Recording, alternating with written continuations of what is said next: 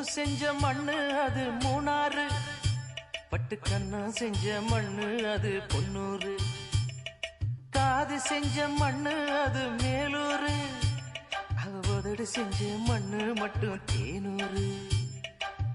கருப்பு கூந்தல் செஞ்சது கரிசப்பட்டி மண்ணுங்க, தங்க கழுத்து செஞ்சது சங்ககிரி மண்ணுங்க,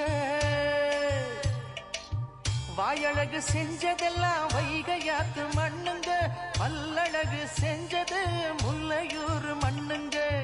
நெத்தி செய்யும் மண்ணுக்கு சுத்தி சுத்தி வந்தேங்க, நிலாவில் மண் எடுத்து நெத்தி செஞ்சேன் பாருங்க.